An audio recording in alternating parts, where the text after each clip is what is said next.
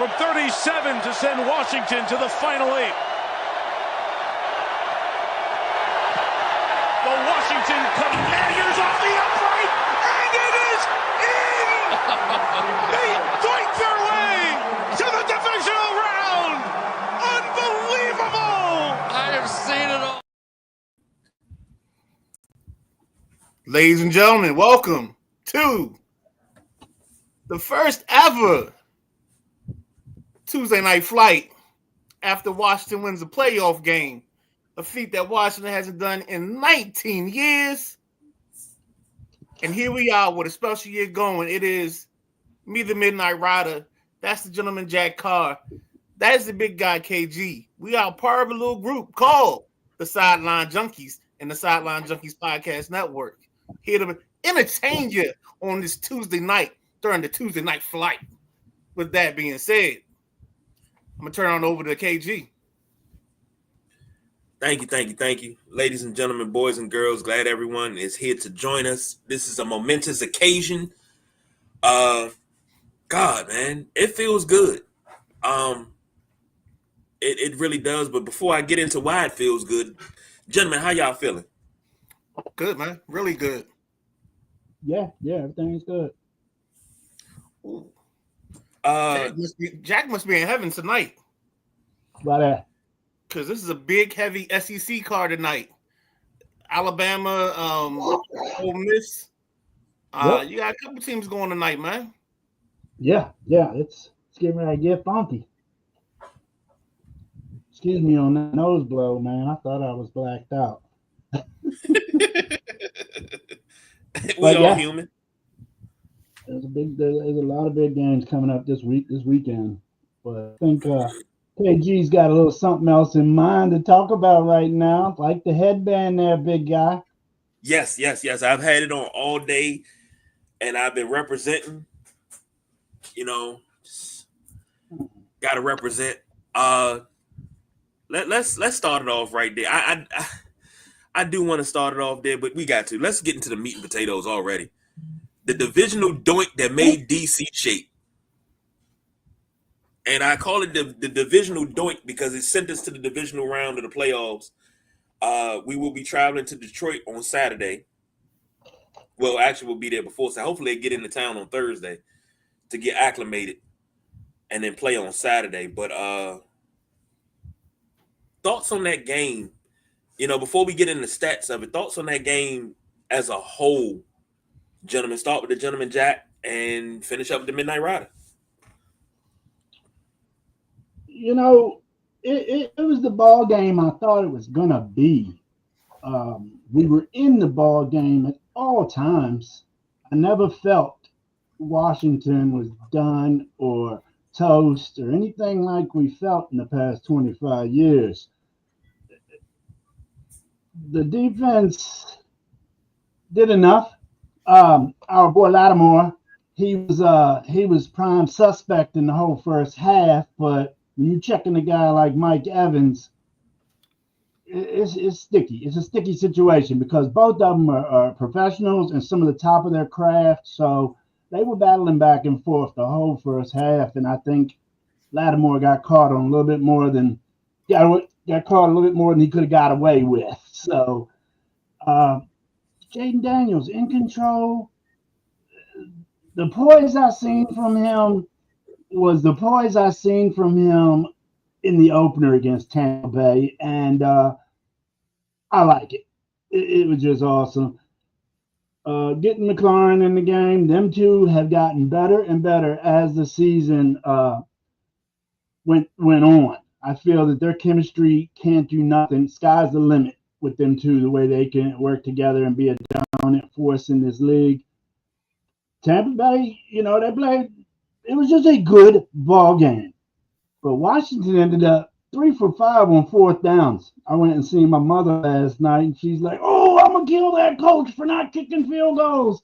I said, yeah, the first one I was going to kill him too. But the second one, we got it, and we went in the end zone. So it was good. Washington controlled the clock, controlled the tempo. They had the ball 35 minutes. to 25 minutes that Tampa Bay had it. So I just feel great game plan by the Washington coaches. Great way to follow the game plan by the Washington players. Good all around game for Washington. Let's move on to the second round. Come on, Detroit. Do you like that, Midnight Rider? I think I did a little Jimmy Valvano, but I realized that there's nobody here for me to hug. So surprised people didn't call police on me. There were definitely a couple of yells, just out of pure excitement and joy. If I proposed to you on Sunday night, it don't count because it was after a game. And if I promised kids, that don't count either. That's all I'm gonna say on that part. But no, man, I was elated, man. I was having a blast. I thought it was it's one of those moments where you think about just like how you got into it. You know, I think about our show when we asked that first question, your favorite sports memory. Like got nights like last night, that's some kid's first memory. That's some kid that just got a Jaden Daniels jersey for Christmas. That's his moment right there. And I think that's the part that we got to start, like you got to start thinking about is we're starting to form, or we're at the birthplace of a generation starting to love this team like the way we used to love them. And there might be some people that walked away now want to come back because of what they see and the potential and what they see. They're doing it the right way. You got the owners in the halls of the stadium all hugging the players and being just as elated. And I think the players get something out of that when they feel like the owners in it with them as well. You had Magic Johnson and Terry McLaurin's communication. KG, I'm sorry, I'm rambling. Go ahead, man. Mute monster. Mute monster already. No, because I wasn't expecting you to stop. I want you to get your feelings out. This is a safe place. Get your feelings out. I mean, you know how it is, man. It's just it's one of those things. It's been so long. Like I don't even know if I remember it because it was. I mean, yeah, I was in my 20s, but still, it just seems forever ago that that this happened. I didn't know how to act. I didn't know what to do. Like I felt like Ricky Bobby. I don't know what to do with my hands. And then of course, you know, there's an element of my dad involved in that too. So it's just all those things that started this. You know what I'm saying? Remembering the basement and my uncle with the projector TV, and you know everybody's there, Redskins gear decked out. You know, food's upstairs. They're at the bar. It's just an amazing thing, man. It's an amazing thing. I'm gonna say this. You talk about a kid's first memory. I think back to the last playoff win, which is what, 2005? Mm-hmm. I remember that Tampa game. We talked about it on Sunday's show. I got a 21-year-old that saw his literal first Washington Redskins football team Commanders playoff win, because 2005 he don't remember that. He's seen tape, but he's seen a literal first. Right. That says something. And I don't know, this does not feel like 2012. This feels different than 2012. This feels more optimistic.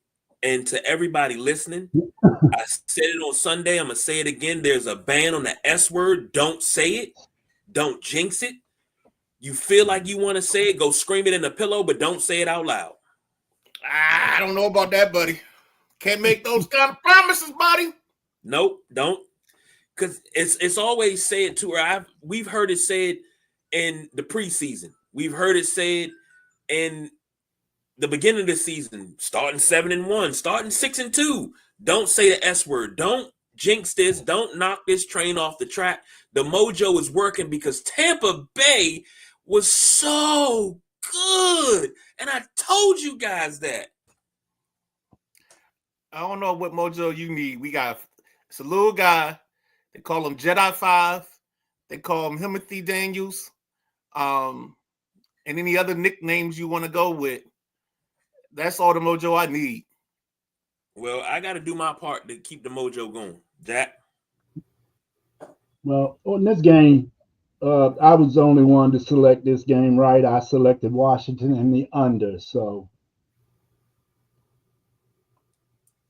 Well, you already know who I took. I will give everybody else their due when it's time. Yeah, you took the over, Midnight Rider, and KG took the other team.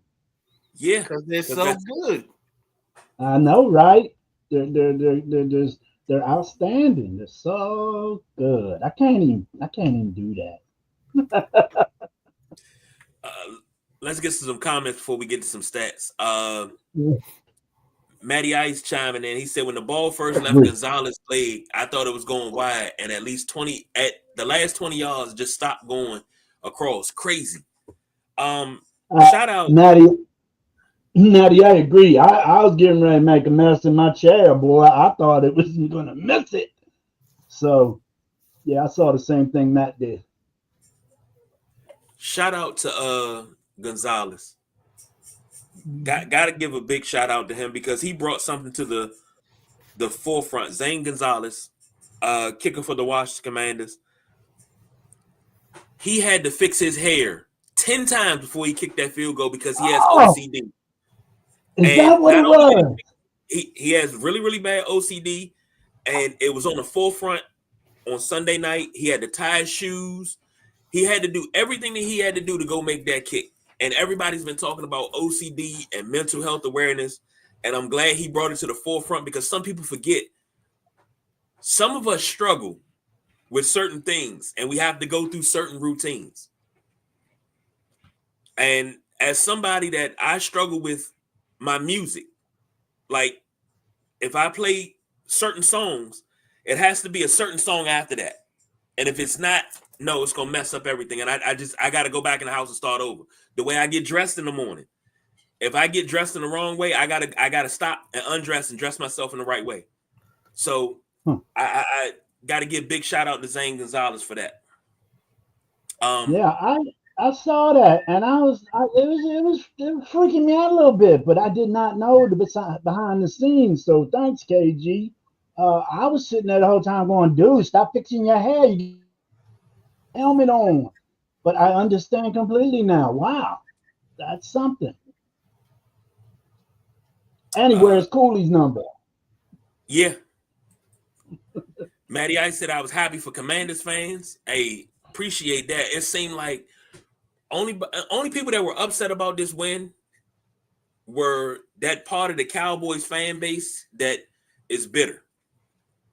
They've been praying for our downfall for the longest. And Cowboy fans and Giant fans that I've seen across social media that just been talking all season, they hoping that Daniels get hurt.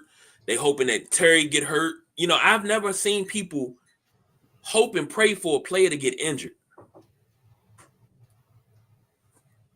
But I also got to remember that some of these people are the same people that celebrated Sean Taylor getting killed.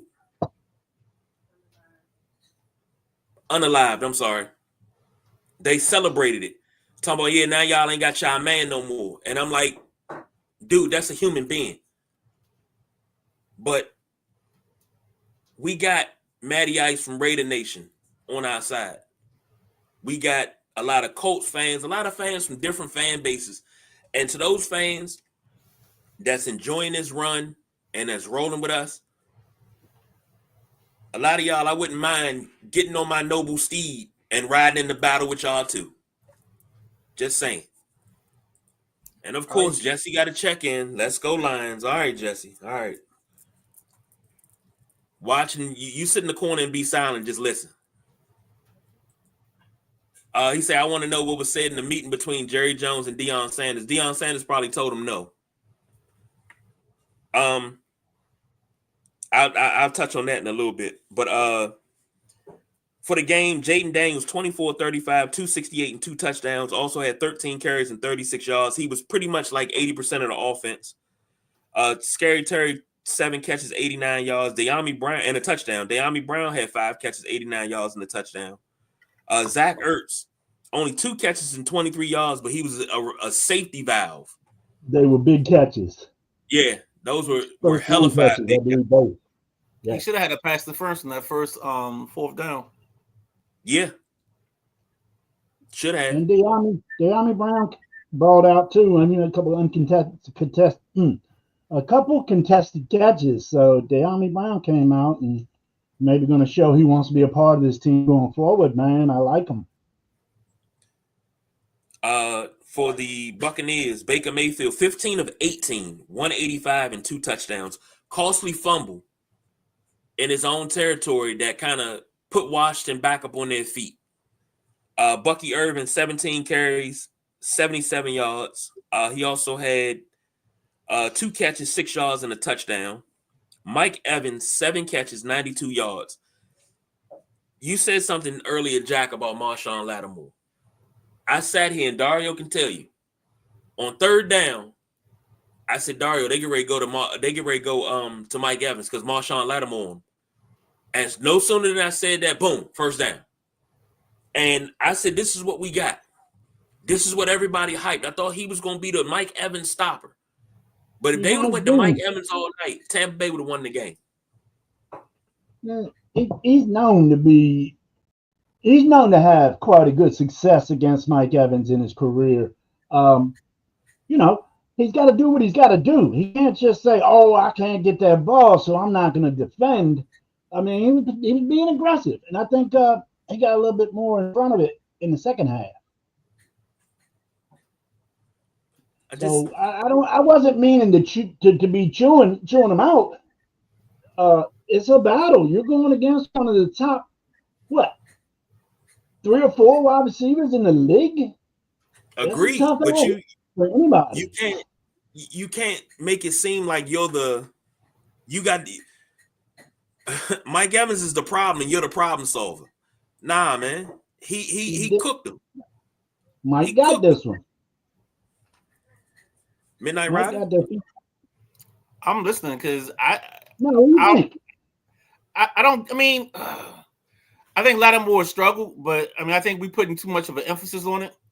I think like they want him to be like 3 catches and 20 yards. It's not going to be that right now because he's not 100%. He's probably giving you what he got, and sometimes you got to figure it out. You know what I'm saying? He's not him, or he's not in his normal mode. So I think they did a good job of mixing things up in the second half. And then I also think it's easy to play coverage when, the first 10 minutes of the second half, your team's on a drive to try to go get points.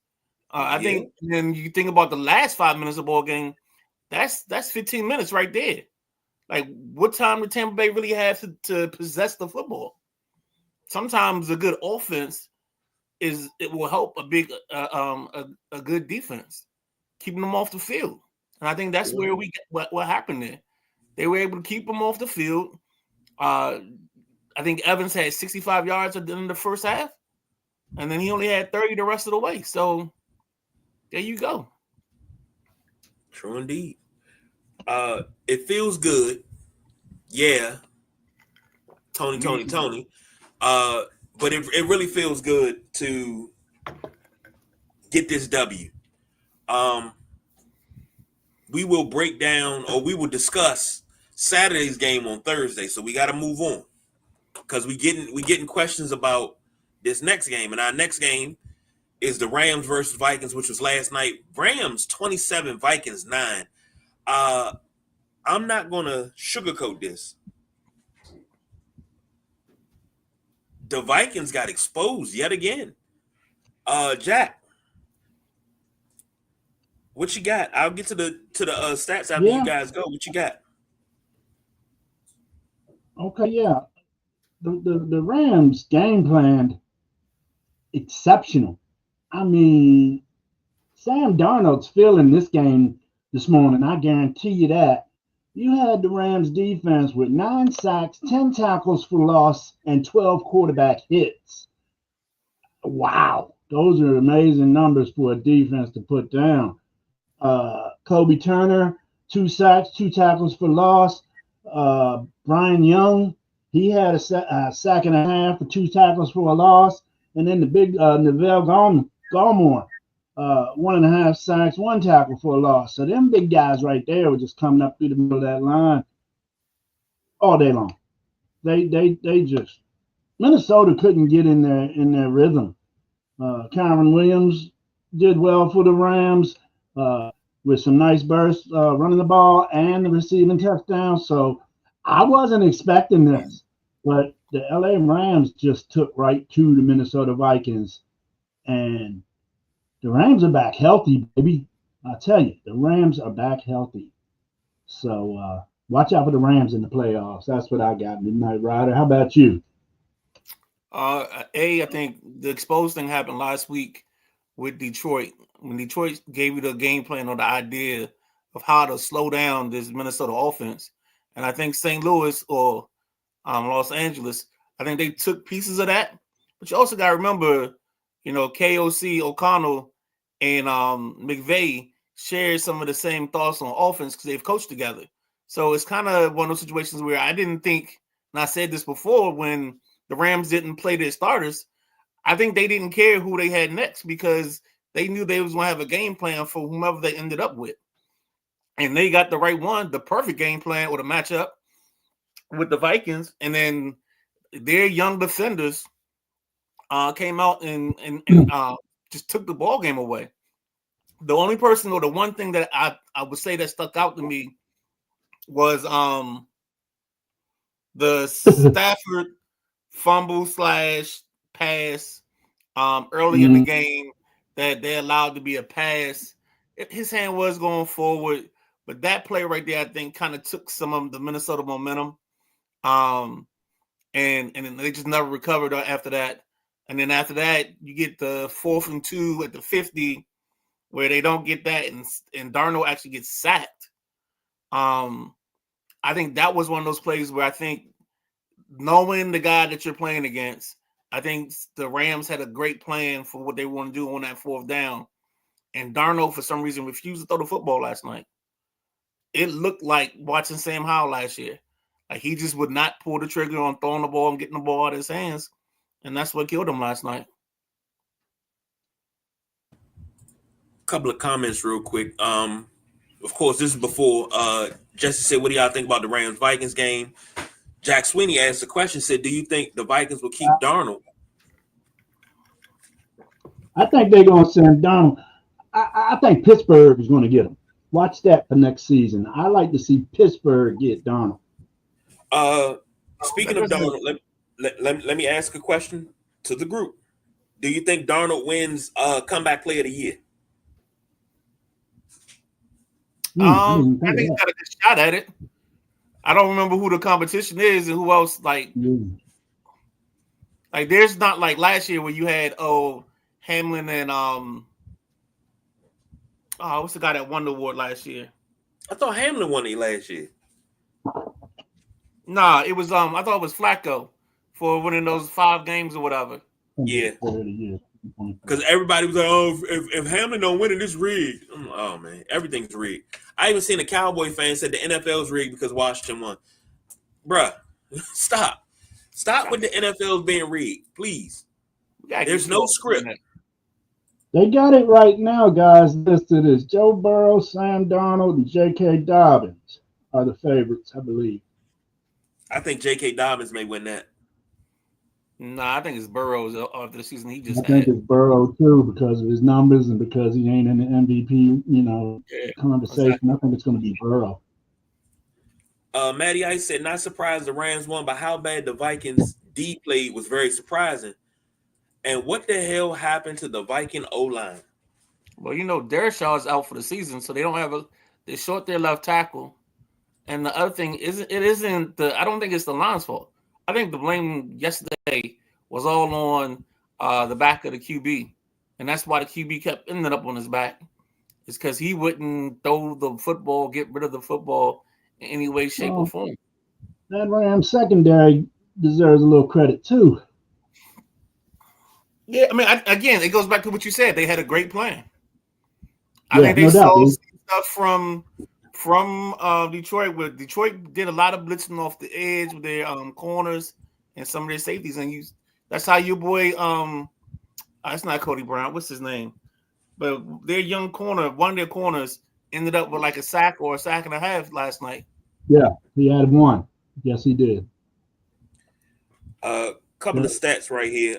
Sam Darnold was 25 of 40, 245, a touchdown and a pick. Aaron Jones, 13 carries, 48 yards. TJ Hawkinson, 5 catches for 64 yards. Justin Jefferson, 5 catches, 58 yards. Jordan Addison, 3 catches, 29 yards. So that says a lot. For the Rams, Matthew Stafford, 19 of 27, 209 and 2 touchdowns. Kyron Williams, 16 for 76.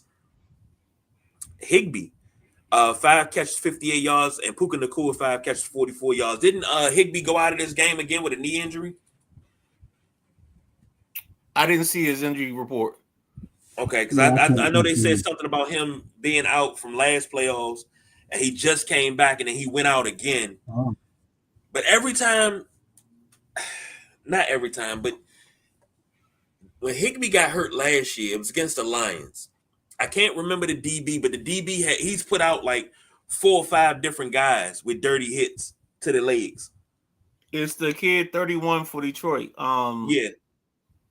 It's Kirby. Is it Kirby Joseph? That's what I think it is. Let me double check because I don't want to put Kirby Joseph. something on somebody else's night. Kirby Joseph. Yeah. Very, very dirty hits. And I'm gonna go ahead and say this now. And I'm being honest. Washington comes into Detroit next week. You got one time, Kirby. One time. Curbs third. You can get dirty one time. After that first time, I'm in my car and I'm hunting your motherfucking ass down. Don't do no dirty shit. Play the game the way it's supposed to be played. Don't go out there trying to injure nobody. One time. It only take me 6 hours. But the way I drive, I can do it in 4.5. One time. So Higbee was hospitalized after the game last night. Apparent chest injury, spitting up blood. He traveled home with the team. And incredibly, they think he's actually going to play next week or this upcoming week. Wait, how did they go home? I'm going by the update. No, I'm trying to figure out how they went home. Hold on. I gotta get full screen. You guys got to see this. Let me take the light off of that so you can see that. That's a homemade chocolate chip cookie, yeah. It's a homemade chocolate chip cookie. Okay, man. I want her to open up her own restaurant, but she won't let me. She. Now I want her to do a restaurant. She's gonna do a bakery, but the bakery that I want to open up, it's a road down in Prince Fred and Dunkirk called Drury Lane. I want to open up called the Muffin Man on Drury Lane. But you know, I think it's too many people out there with the Muffin Man. Yeah, it is. I give you that. You gotta name it. You gotta go some Mix-a-Lot style. You gotta go. We gotta go. You gotta go like we got buns. Nah, you gotta have specialty baked products. All right. Jesse said, Minnesota's gonna put the tag on Sam Darnold because they have JJ McCarthy. Nah, no way, Jesse. They're not wasting that kind of money. No, because sir. You just paid Justin Jefferson. They're gonna get money for Darnold. You just got Kirk off the books. They're not gonna tag Sam Darnold. But if they tag him, they can try to get something for him. Yeah, that's the only way that makes sense to me. But what if the price tag is too high? You know, okay, franchise tag is the average of the top 3 salaries at the position. So you're gonna be looking at $35 million. What if the price tag is too high? I don't think Pittsburgh's going to spend that type of money to get him. I don't think he fits Pittsburgh at all. If Who he's else? gonna I don't come think there- Cleveland gets him. Huh? If he's going to come I to don't think Pittsburgh Cleveland with a franchise tag, I don't think he's going to Pittsburgh if he's got a franchise tag on his back. Well, the But if they franchise trade tag him is now- just so you can move him. Once he gets there, that franchise tag get lifted and he'll sign another contract. But if he doesn't fit Pittsburgh, he doesn't fit Cleveland. He got a better chance to fit in Cleveland than he does Pittsburgh because Stefanski's there, and Stefanski still has some of the same principles that you get with whatchamacallit. The only problem is they just hired Tommy Reese as their OC, which I don't know what that means in terms of style of play for them. What about out in Vegas with Matty Ice? That's a possibility, depending on who they're coaching, who their staff is. And speaking of coaches and staffs, let me jump to this real quick. I'll get to your comments in a second, Jesse. Joe Witt has been asked to interview with the Jets. A couple teams have inquired about Cliff Kingsbury. Ron Rivera over in Chicago. He already interviewed with the Jets. Mike Vrabel. His name has been thrown around, even in Dallas. He was hired already. Huh? He got hired by New England.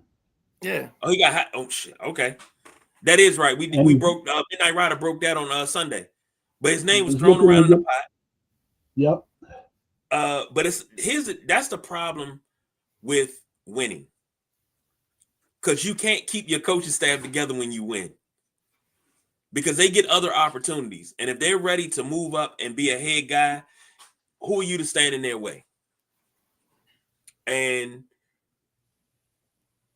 the way this defense is played, I think Joe Witt can be somebody's head coach. I think Cliff Kingsbury is going to get another head coaching job.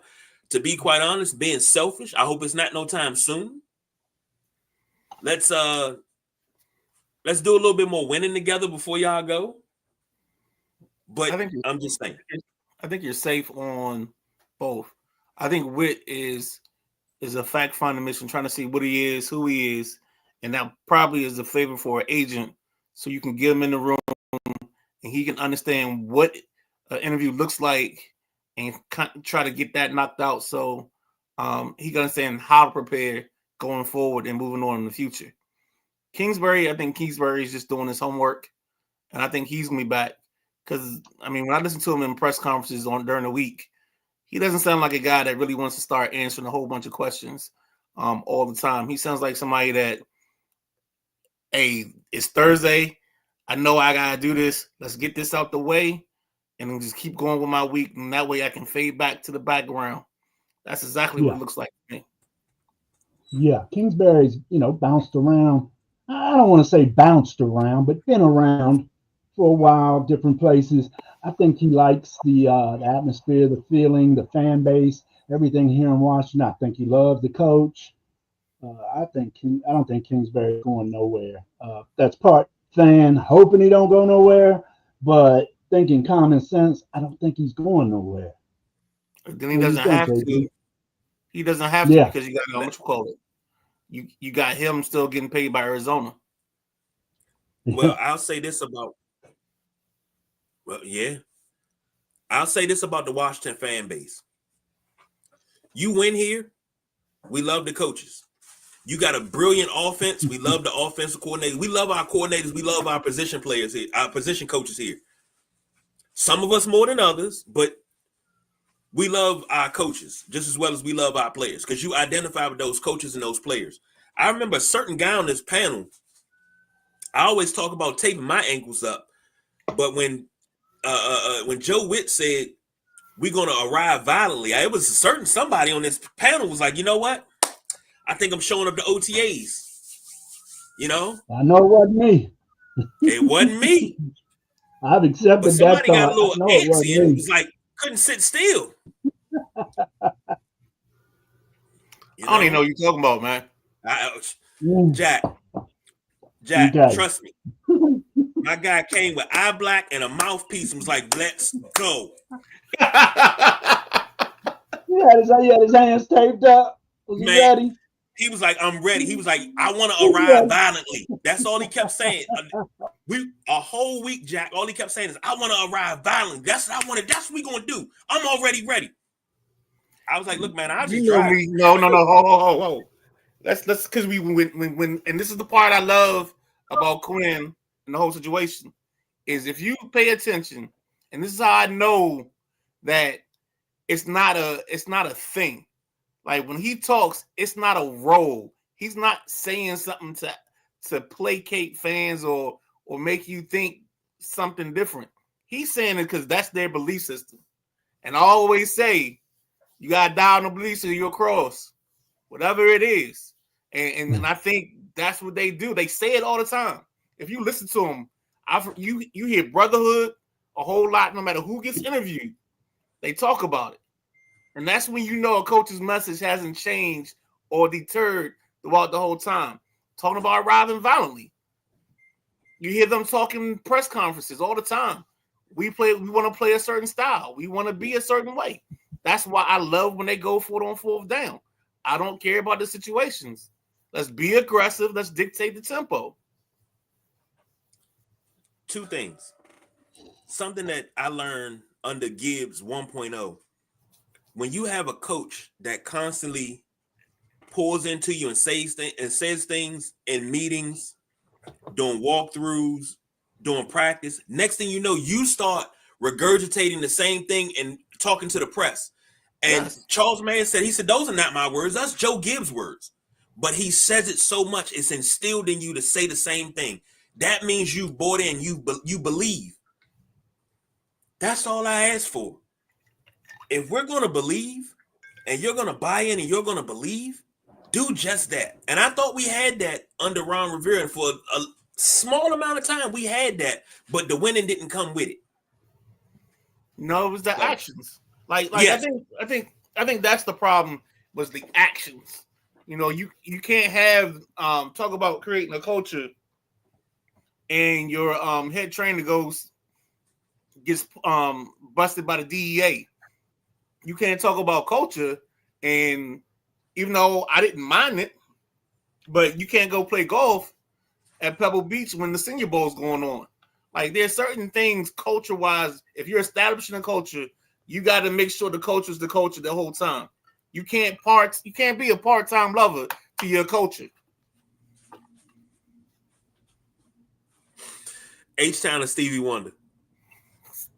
Stevie Wonder. Okay. Jesse said, Kevin, Brian Branch is another hard hitter also for the Lions. Hey, long as he keep it clean, I'm good with that. That is my guy.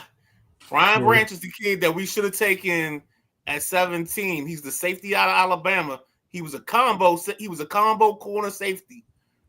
He ended up staying wherever the draft was overnight because he was in the green room. Didn't get drafted, stayed and waited to hear his name get called, and came out by himself the next night.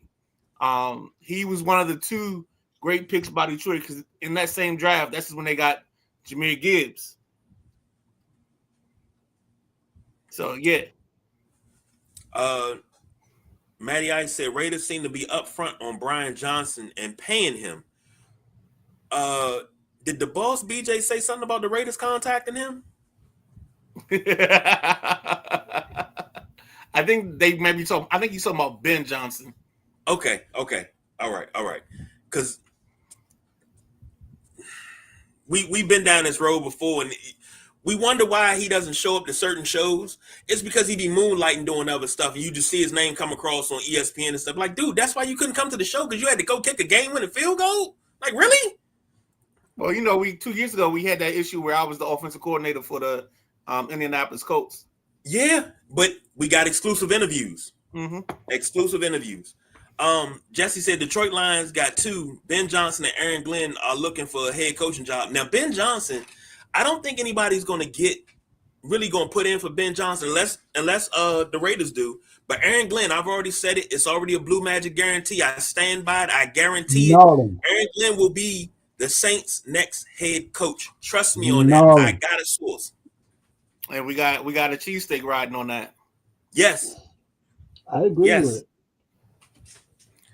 I still don't see it, but it's all good. Let's in this Rams game, the kicker that we got to start thinking about here is that the Rams are starting to get their draft picks back. What I mean by draft picks back is they've got a young defense, and now they get a chance to build another year because they had that stretch where they didn't really pick a lot, but now they got first, second rounders. Their first and second rounders this year were impact guys, Verse from FSU and Fisk from FSU. They made big impacts. Then you got the young safeties. You got Curl and company out there. You got Cody Bryant. Like, this defense could be formidable for a good little while. And if they can just show up their offensive line, Rams are a team that you're going to be having to think about, when you go into division play. Yeah, I liked Cam Curl when he was in Washington, man. Yeah. And I thought that they tried to re-sign him, but obviously it wasn't enough money. He didn't get a whole lot of money to begin with. He was young. Mike McCarthy going to the Saints. I don't, Jack, I'm gonna be honest with you. I don't see it as a fit. Now, let me say this. Mike McCarthy was let go. No, he wasn't let go. His contract wasn't renewed. I don't see that as a firing because it just they let his contract lapse, and now he's just a free agent coach. But I don't think Mike McCarthy can't go. He has to be in a situation where you add Mike McCarthy, add water and stir. I don't think he can be in a rebuild. Mike McCarthy would be devastating in a rebuild. I think that's why Chicago should be high on his list. I think if Chicago strikes out on Ben Johnson, and they can't make that work, McCarthy, even though I still think McCarthy's offense is too stale. He hasn't upgraded and updated his offense. So that's just a me thing. That's a me personal thing. That's just like one of those Midnight Rider exclusives. You know what? You can put Mike McCarthy like 3 pegs below Eddie Jones. There you go. Damn. Well, we're going to get to that this summer. We're going to finally tackle that this summer. Everybody that's interviewing for the New Orleans job, they're just wasting their time if their name ain't Aaron Glenn. I'm telling you. Exactly. I'm in that Ryder's corner on that one. I'm telling you, New Orleans is sold on Glenn. Watch. But why? All right. Let's talk this through. Let's talk this out. All right. So first, who's your answer? Everybody the mother in the organization, man. He just got too many. It doesn't matter. You got to think about the opportunity. This is where some of these coaches get in trouble because you're not thinking the opportunity out. You're over the cap. You're over the cap by $60 million. Now, Hold on, stop right there. Stop right there. They were over the cap by $80 million. The last offseason got under the cap by $45 million because they got a front office guy that is so good with numbers. The Saints. They got a front office guy that's so good with numbers that when they're over the cap, he gets them under the cap and he gets them so much free money without losing a single piece. That's the recipe for disaster, man. And he doesn't have to cook the books to do it. The dude's a magician. He's dancing with the devil in a pale moonlight one. That's a whole lot. No doubt. Nah. Yeah, he's doing some. Yeah. He's being somebody's lady in the tramp in this one, dog. Nah. Continue. I just wanted to throw that in there, but continue. No. I'm thinking about the opportunity. Your cap situation isn't the best.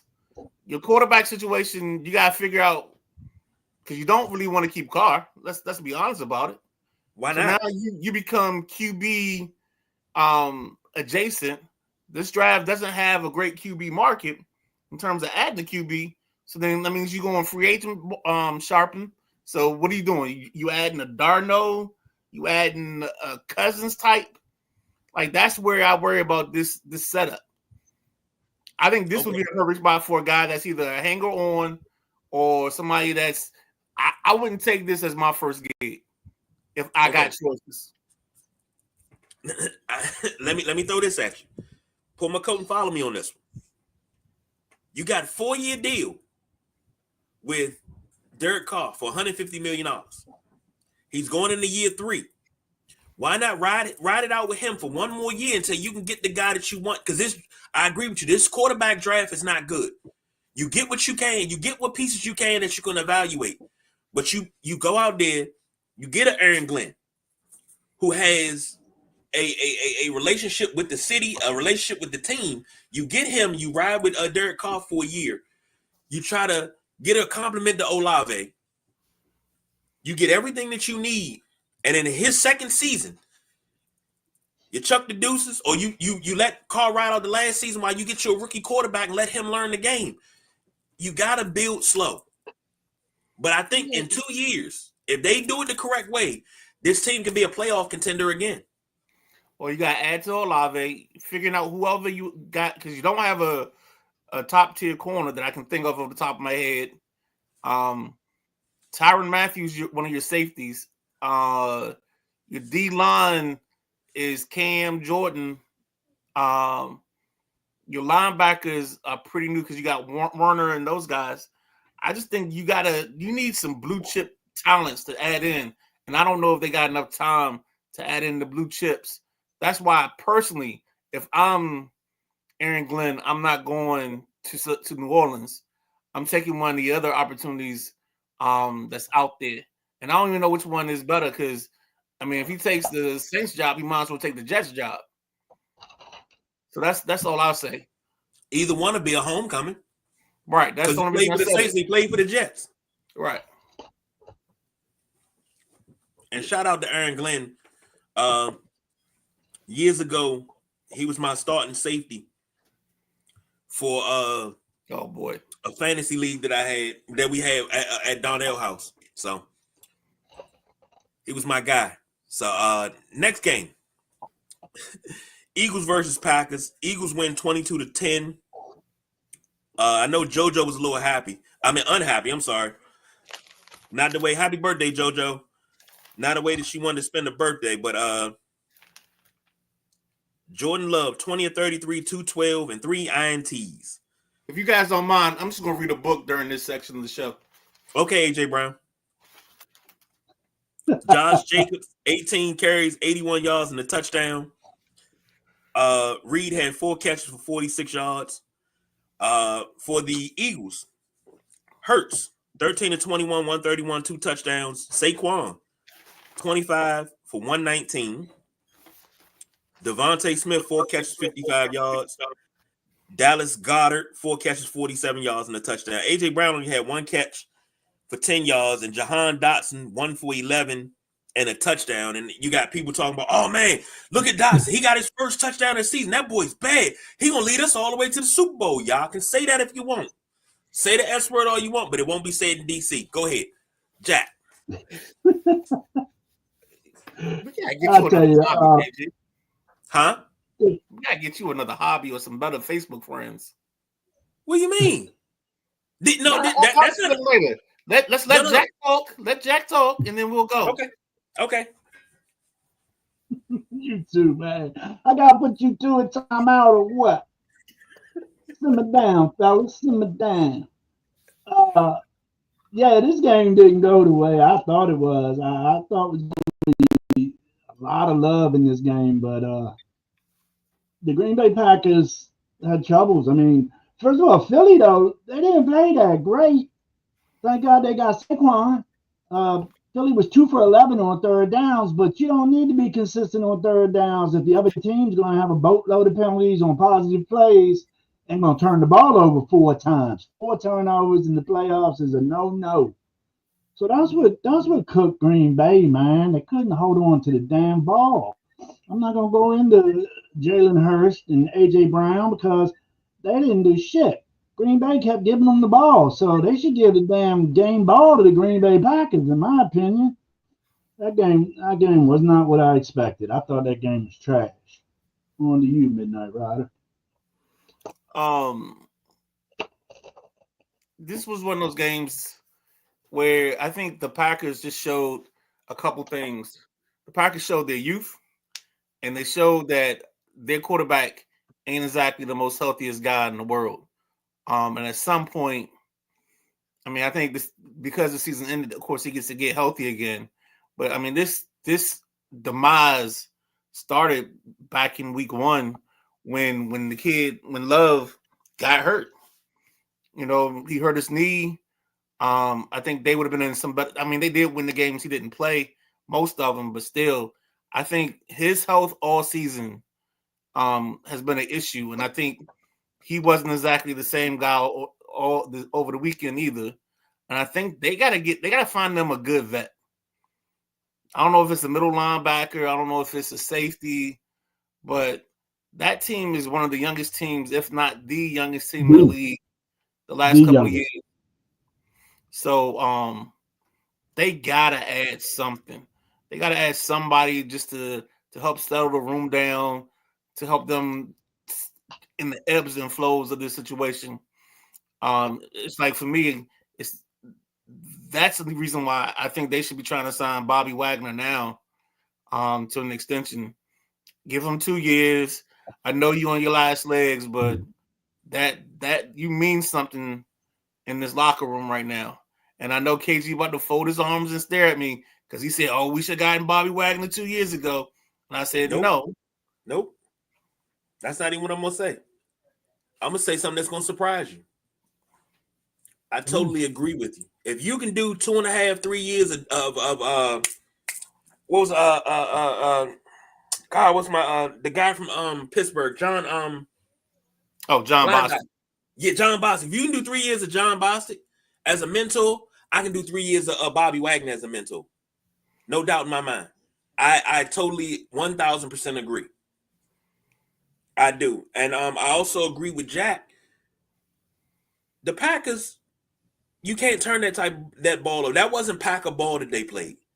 There was no Packer mystique there. Man, you would have been better off trying to run the Packer sweep.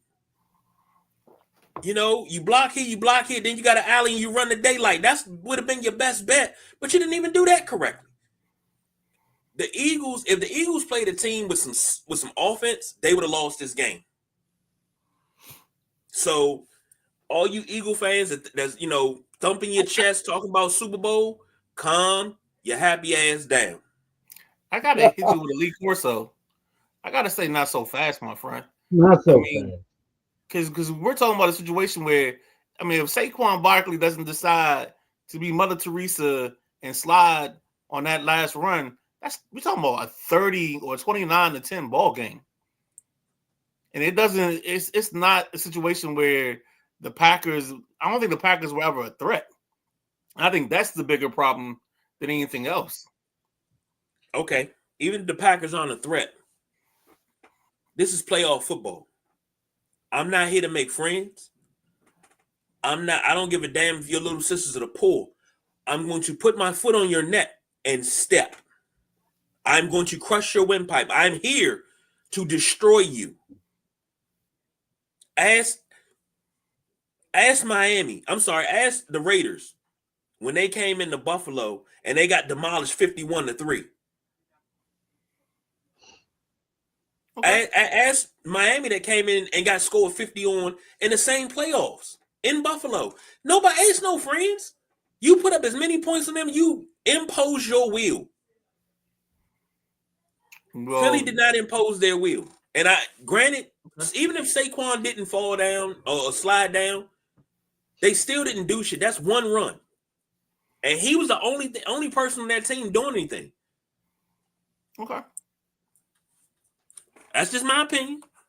Matty Ice got a comment. He said, best part of this game was that the Eagles fan lost their season ticket and his job for what he said to the female Packers fan. Maybe one of the positives for social media, if you can act like an a-hole at a sporting event, you will get busted. Yeah, I seen that this morning. I don't even know what he said to her, but I know it was bad. Because if Tizzy ENT was looking for him, I'm like, damn, this is pretty goddamn bad. Well, maybe, Jack, we need to look at that. Not so much that type of thing, but like, let's try to tomorrow when we're talking to our guy, like, let's see if he's got some like crazy situations, crazy things that people have said to him. You know what I'm saying? While he's trying to do his job. Yeah, that should be fun. And again, that's tomorrow night. What's his name again? 8 p.m. in the Passenger seat. Going to be interviewing my friend Brian Choney. As I said in the advertisements I posted, he's from a huge sports family, and he's gone all the way to events all across the nation now. So we're going to see what happens from his young playing to today. And we're going to cover all that, hopefully in 30, 40 minutes.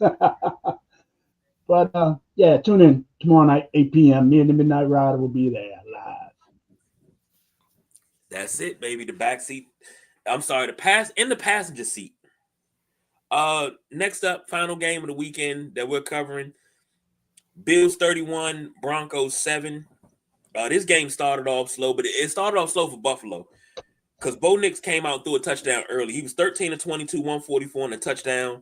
He also led the team in rushing with 43 yards on 4 carries. Courtland Sutton had 5 catches, 75 yards. And what's my guy's name? Troy Franklin had 2 catches, 54 yards. For the Bills, Josh Allen, 20 of 26, 272 and 2 touchdowns. James Cook, 23 carries, 120 and a touchdown. Now, I've been saying for quite some time, if Buffalo gets a run game, they're going to be dangerous. And Buffalo is pretty daggone dangerous.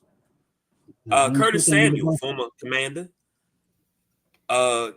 3 catches, 68 yards and a touchdown. Khalil Shakir, 6 catches, 61 yards. Amari Cooper had 2 catches for 8. Keon Coleman had 1 for 5. Spread the ball around really good. Jack, what did you think of this game? It went just like I thought. Buffalo controlled the game.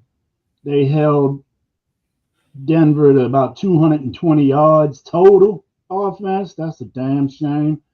Buffalo had the ball 42 minutes. Denver had it 18. Buffalo ran 72 plays. Denver 42. That just sounds like a team that was dominated. That's all it was. I don't even want to say stats, nothing. They got dominated. And time of possession, total plays, and the amount of yards they held Denver to explain that. So that's where I'm at on that. Midnight Rider, how'd you feel about that game? I think you're totally right. And I think the kicker was, I think this shows you some of the flaws that Denver had. And this is one of those situations where I think sometimes it goes back to the Shanahan thing where it's not who you play, is when you play them. And I think Denver got some luck in their schedule in some situations. Plus, they had a great defense during the season, but that defense didn't get on the plane to Buffalo, it seems like. So that's where this whole thing changed and ended up. And then when you got 101s, there's a difference when it comes to that. Bo Nix is a solid quarterback. I think they need a wide receiver 1 in Denver for sure. Because I know it's not Courtland Sutton. I'll have that argument with anybody that wants to have that argument. Mm-hmm. I think Franklin's a 3. So I think, and then for some reason, their biggest playmaker, Mims, they don't like getting him the football. So I don't know what it is. I don't know if he don't know the playbook. I don't know if he doesn't know what to run. But that's one of the issues. I think they need a TE as well. And it's just, I mean, while we're fixing teams today, I think Denver's another team that we just they need to concentrate on the offense. I think they need a back. I love Javonte Williams, but I don't know if he's explosive enough or dynamic enough to change the game because he's had a couple of leg injuries. So maybe another year from a leg injury helps him, but that's where we are on that. Let me just add one thing, KG, before you put your thoughts. Buffalo's offense has been so explosive this year. They've scored over 30 points in 14 of their 18 games played this year. I really want to look into this and see, are they up there with some of the most explosive offenses in NFL history? I mean, to score 30 points in 14 of 18 games, I haven't heard of that. So I'll do some homework on that. Talk about the fan of the Eagles game. He got banned from all Eagles game. Yep. Keefe from the block checking in. He said they can end the Bo Nix Rookie of the Year talks. It shouldn't have been no talks in the first place. Who's been Pepsi Rookie of the Week? Pretty much almost all season. That's not a real award because that's a fan base award. Don't do that. That's what it is. Because how did Mikey Sainristil 2 weeks ago? I mean, he had a good game, but Mikey Sainristil shouldn't have been Rookie of the Week. Sorry, dog. Okay. That's a fan award. Just like you have NBA Rookie of the Week for East and West, 9 times 10, whoever wins the most out of those becomes Rookie of the Year because they're playing the best. Jaden Daniels is going to be Rookie of the Year. He might even be Offensive Player of the Year. I doubt it, but he going to be in the running. Offensive Player of the Year is going to be one of the 2 MVP candidates, man. When you think? Or Joe Burrow. Yeah. Good call, Midnight Rider. Yep. Jesse said Bo Nix played like he was a rookie and the playoff game sped up on him. Yeah. And if you notice, here's something that I noticed about the games over the weekend. In all but one game, the home team won. Well, we're in that portion where we're separating the fat from the steak. Well, every game, the under won as well.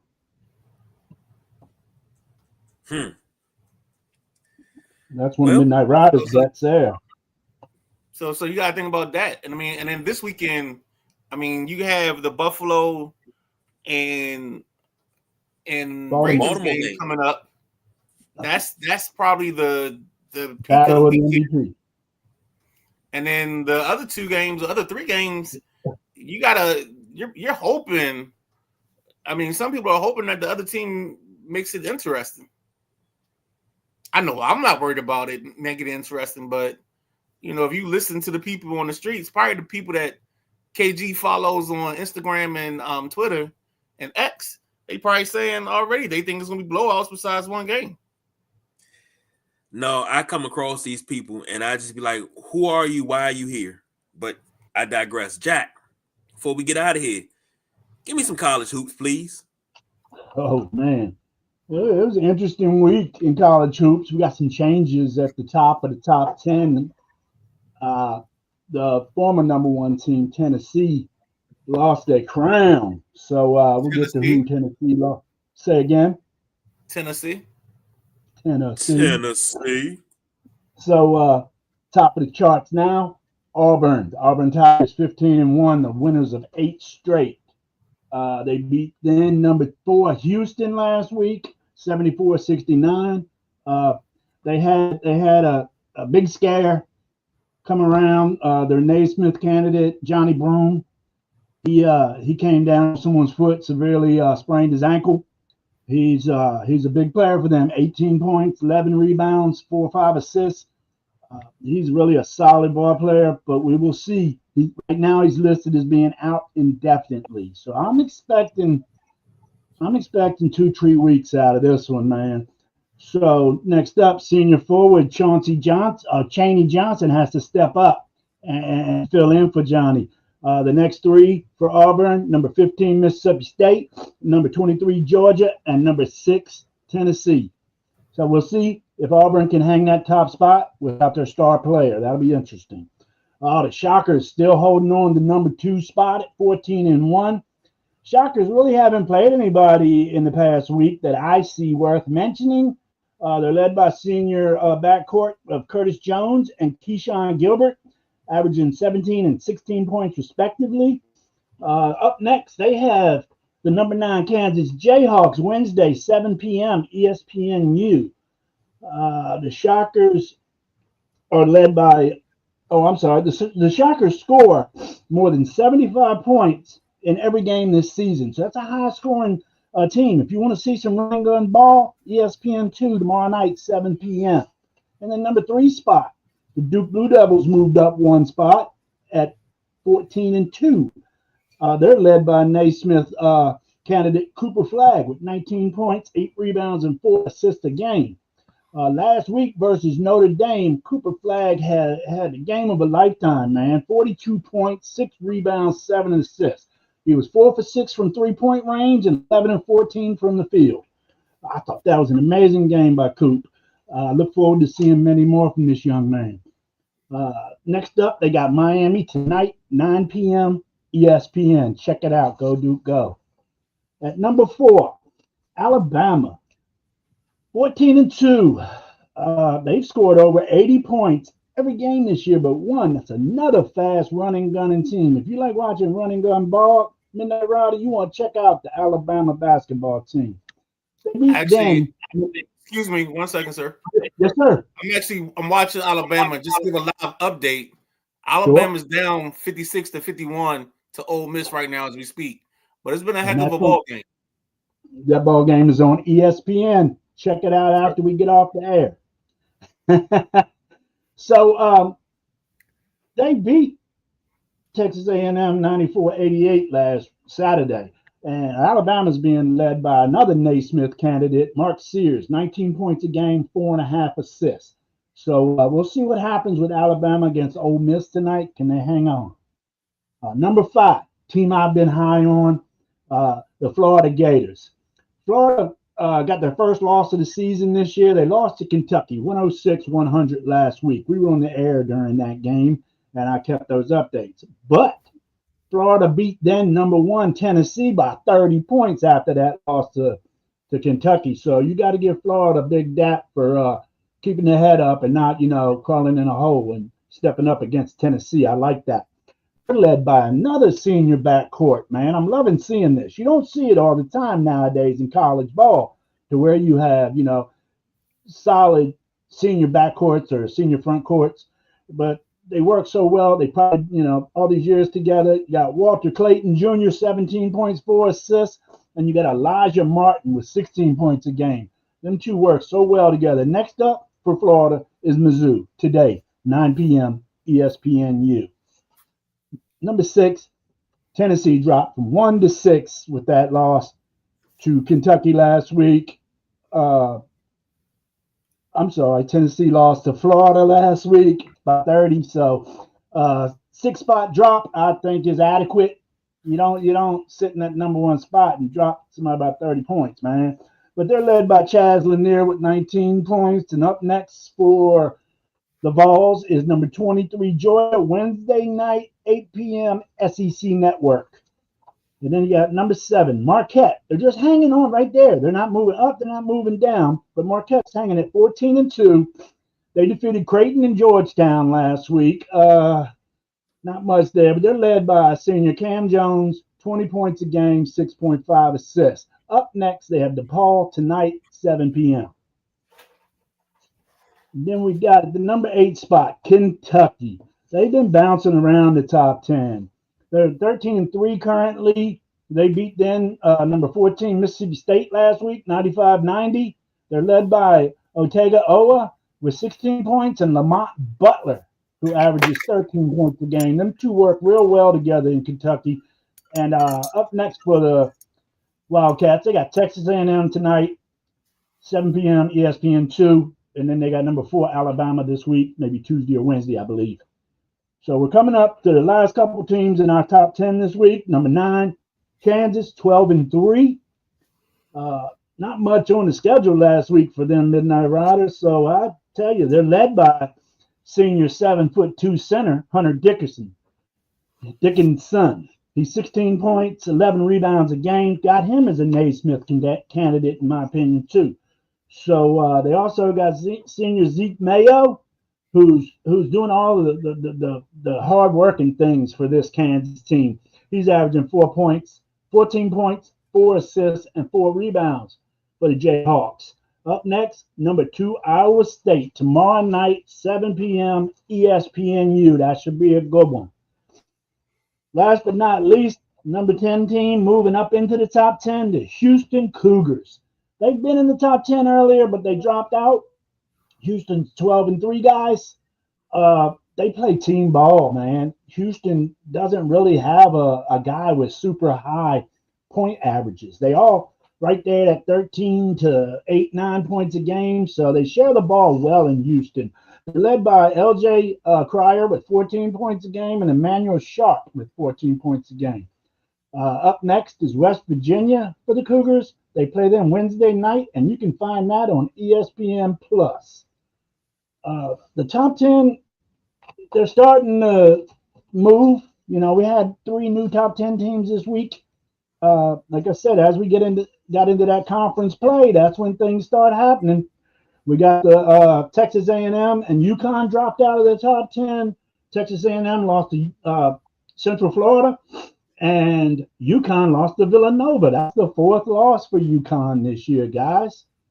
I'm going to go ahead and get on around the local scene for the local basketball. If you guys want to chime in, please feel free. The Maryland Terrapins are now 13-4 after an 8-1 start.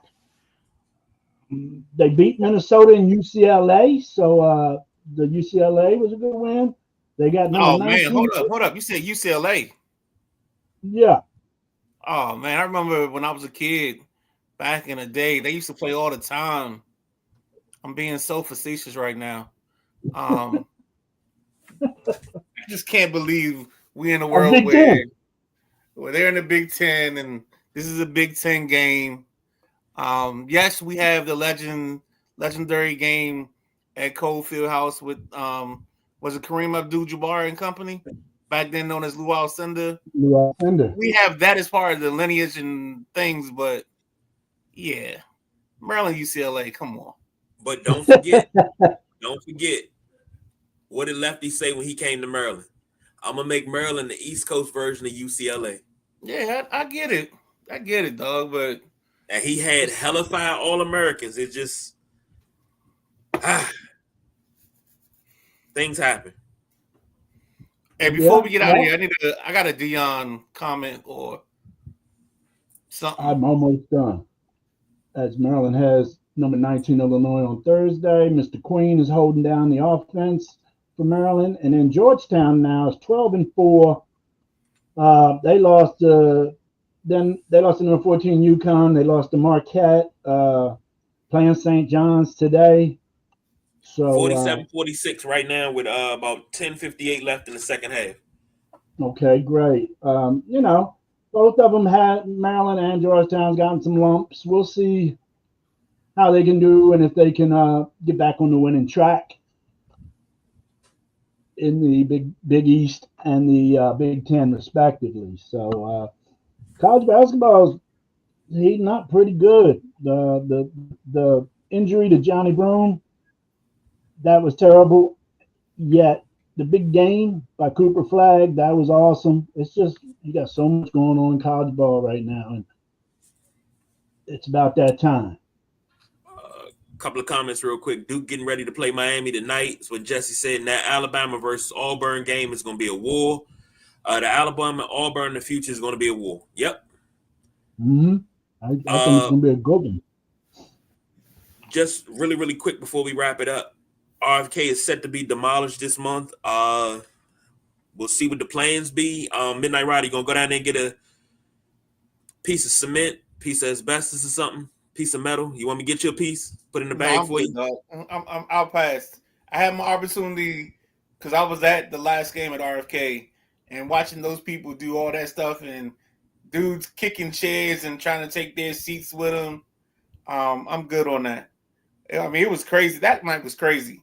It's probably one of the crazier nights of like just being in the stadium because I mean, you literally saw guys with their butter Timbs kicking the heck out of a seat so they can try to get it out of the ground. You know they got those on sale. They you can actually buy a seat from RFK. 2 seats for $250. Okay. I'm actually on the site right now. I just won't pull the trigger because my wife won't let me. She said, "Where are you gonna put it?" I said, "It's from RFK. I'll figure out something." Man, your wife is definitely the voice of reason. Because you be wanting to do some outlandish stuff. So not really, but okay. They did a lot of crazy stuff last night.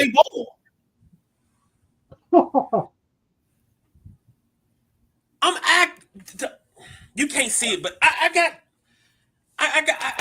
don't kick your leg. Please don't kick your leg. Oh Lord! I got my pants on today, man. These two are at it again. These two are at it again, everybody. Yeah, I wasn't at the last game, but I had a bunch of friends that were at that game, and I understand taking a couple chairs, but the people that were going on the field and grabbing a hunk of grass, that didn't make me no sense. That's just going to go ahead in a little while. Yeah, well, you grab that and you put it in a Ziploc bag. Well, my dad was trying to get some because one of my buddy's dad planted his in his yard. So he said he had RFK with him forever. Yep. But my dad tried to get some. So there's talks that Deion Sanders, Jerry Jones, there's some mutual interests. I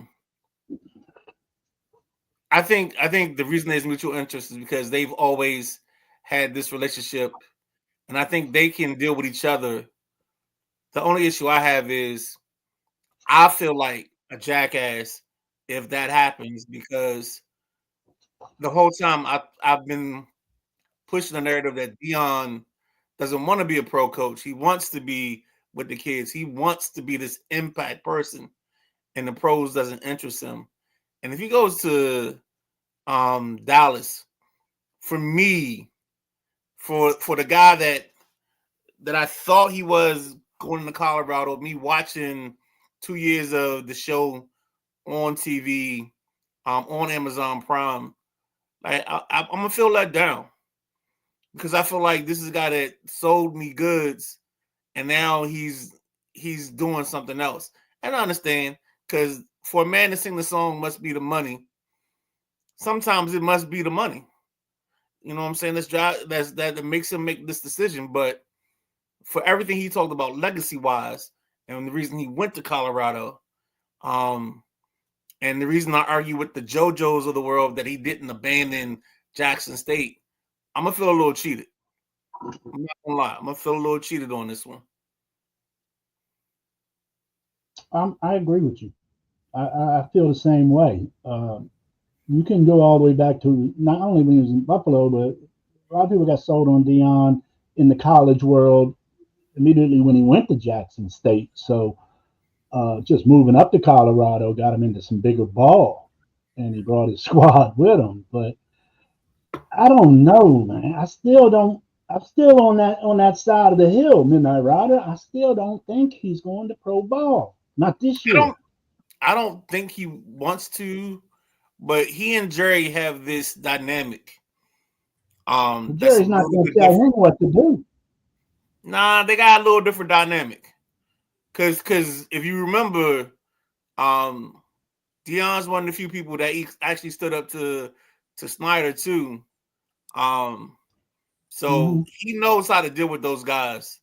And I think there's a lot of respect there between him and, because think about it, if Deion goes to Dallas, that keeps them as a story because they're not interested always in winning. Sometimes they're more interested in being the story than anything else. I think he's more interested in the kids. Excuse me, KG. I think he's more interested in the kids. And that goes all the way back to Prime Academy, all that stuff he was doing for the kids. The only thing is, Prime Academy didn't realize these kids had to go to class. So I still think he's about the kids. And he's got the perfect avenue to help these kids, show them how to be better ball players, show how to be professionals, show them how to be good young men. So I don't know. I really don't see. And I know Deion is flash, I don't know, KG. What's your thoughts on it? I'll be honest.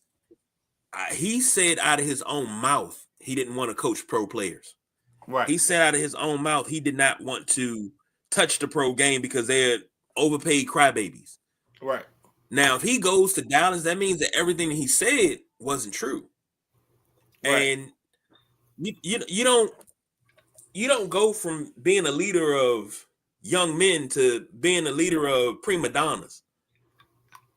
And I don't think his message, the way he coaches, I don't think it's going to get across to pro players. He's going to change his message. He's going to change his style. Definitely. But the moment somebody either talks back to him or doesn't listen to him in the pro game, Deion's going to lose his shit. He's not going to sit there and just take it. He's been, molding young men all the way up. And then you can say with these prima donnas in the pros, and they want to show up 15 minutes late to film study or talk over Dion and a coach in a meeting, he's going to lose his shit. He don't want to deal with people like that. He knows what that is. He was that. So, you know, when you got former players that become coaches, and there was a story that Steven Jackson told about Charles Oakley, and he told Gerald Wallace not to wear the towel on his head. Yes. And they left. He's like, I'm gonna get you. And he was like, nah, Oak, you can't do that. You're a coach now. He said he walked out. The coaches walked out. He turned around, walked back in, stood right in front of Gerald Wallace. Like, I told you I was gonna smack shit out you, right? And he's like, no, you can't do that. You can't do that. He's like, I told you I was gonna smack shit out you. That type of coaching doesn't go over well this day. They say that, you know, Oakley used to beat up on Kwame Brown to make him tougher. And Kwame resented that. So Kwame was soft. Everybody doesn't, it can't be coached the same. We talked about this years ago on this very podcast. Our generation, we got called names. If you were loafing, you was lagging, you wasn't doing what you're supposed to do, you got called all kinds of names. And they dared you to cry. Now that's abusive. You can't talk to kids like that. You can't talk to grown people like that. Man, let me tell you something. Growing up, even as an adult playing sports, I got called names, and out of my name, when I messed up and I didn't play right, I didn't cry, I didn't sulk about it, I didn't go home and tell my mother, nah, I got my ass in gear and did what I had to do. But that's me. This new generation can't handle that. And if you're bringing that brand of coaching, it's not going to go away. And I'm not saying that Dion coaches like that. I don't know exactly how he coaches behind closed doors. But the way he coaches is not going to go over well in the pro game. He's going to be like Lou Holtz in the pro game. Stay in college. Stay in Colorado. Stay building that program. For the first time, I think in history, the whole entire team's GPA was over 3.0 under Dion. Stay in Colorado. Well, the whole prima donna thing ain't going to do nothing but get worse now that NIL's in place and blown out of proportion as big as it is, because you got these kids who have been the best ball player on their team since they was 8, 9, 10 years old. And then they come up through high school and they're getting wooed by all these colleges. We got $4 million here for you. We got $3 million here. They've been given the whole world since they was 10 years old. They ain't nothing no but to be a prima donna, man. They don't, if they're unhappy with their role on the college team they're on, well, next year I'll just go to somebody else. They don't have to stay and fight for their positions and stuff like that. So the world of prima donna athletes ain't going nowhere. It's just going to grow, in my opinion. I hate it. And I'm going to be quite honest with you. I hate it. The Midnight Rider put it best. Every week you got to recruit the kid that you recruited over the summer. Every week you got to keep recruiting them. Amen. I can't get the best out of him if I'm sitting there holding his hand. You all right, buddy? Was your Gatorade cold enough? Was it enough ice? Oh, they didn't give you Sonic ice. They gave you regular ice cubes. All right, I'm going to take care of that. I don't want to have to do that every day. That's why just to make you stay. Leaving. You say what? That's why you see certain coaches leaving. You can't coach like that. The legend. If I have to, let's use our kids. If I got to talk to my kid every day to ask you not to leave, but to play for me, but some other coach is telling you, yeah, I give you $500,000, you come down here and play. What did old boy from Georgia get? $4 million? No, yeah, he got $4 million from Miami. I can't compete with that. Oh, but that's the reason why. Because this is what happened. I'm gonna tell you right now. His agent put the fillers out, and his agent was like, "All right, well, this is about as high as you're gonna get picked in the NFL. You can stay in college, and you'll get this from here. It's be more than what you would get right now." And he was like, "Okay," and he turned around and signed with Miami. That's the world. We're gonna have the good thing is, I think this is the last year of the 6-year guys. I think everybody's gonna be back on a 5-year program for the most part. Should be. Because everybody that went into college in COVID in 2000, the last of those guys should be 2021. No, it should be 2000. It's 2020. They should be the last of the COVID kids. It was 2020. Right. So 2020 is the last so they year. actually got one more. Right. That's what I'm saying. We got one more year of them. And then after that, we should go back to our regular, 5 years of eligibility with 1 year red shirt. I hope so. I mean, some of these kids getting even more than that. You got a guy still in college that's been in college 9 years. That's the Miami kid that has like 3. What was it? He was a tight end. He had like 3 medical red shirts. No, 2 medical red shirts and something else. He's got to go back to the original. And then what was the old boy? The quarterback, Stetson Bennett. He played till he was 21. His was different because he had JUCO. He was 5 I think years. he got drafted. He didn't get drafted. He got drafted by the Rams. He got drafted by the Rams, and then he had like a little issue, so he had to take time off last year. I think he's their emergency quarterback now. But Stetson Bennett's in the best place that he could be in because he can sit in LA and be the backup for Sean McVay because they see the game the same way. He wound up being a great offensive coordinator / head coach. I can see him actually playing. No, I like Bennett as a quarterback at Georgia. But I being a coach, a college coach, it's no longer coming in and saying to your guys, this is the philosophy we're going to do. We're going to change the culture. We're going to do this. You can't say that in college anymore. It's more along the lines of how much money you giving me, coach. Basically, these kids are going to the school that can give them the highest amount of money. Now, you got 1- and 2-star kids talking about, if you're not going to give me this NIL deal, boy, you barely going to make the fucking field here. You better go to Division III and then talk that NIL shit down there, but you can't talk that shit. This Division I ball. You're a 2-3-star recruit, and you're at a 5-star school. You're talking about, I got 6 guys in front of you that you can't beat out, but you telling me I better give you money for you to stay? Bro, if you don't get the hell out of my goddamn face. But then on top of that, you got the parents. I think my child should be getting this amount of playtime. I think my child should be getting this amount of money because I'm representing them and this, that, and the other. Man, if you don't leave me the hell alone and let me coach. Well, they need to iron a lot of this shit out before next season. Or really, honestly, if they even start ironing out now, it probably won't go in effect till the following season. So we're a couple years away from probably seeing some legislating, some commissioning on this NIL stuff. So it's not going to happen tomorrow. It's not going to happen next season. Jack, it's not going to happen next season. Huh? It's not going to happen in the next 10 years, Jack. Because the problem is... they got to governor it somehow, man. They can't just let this keep going the way it's going, man. It'll ruin college football faster than I thought it would. It's going to take them 10 years because college, you got to think about it. College sports hasn't won a lawsuit ever, it seems like. I know so all they're going to do is they're going to keep legislating enough stuff until they get to a point where it's going to be absurd, and then it's going to be one of those situations like you said. They're going to have to do something in order to save the game. They're going to have to do something. Who was it started all this? Was that Ed O'Bannon that started a lot of this? He was the beginning.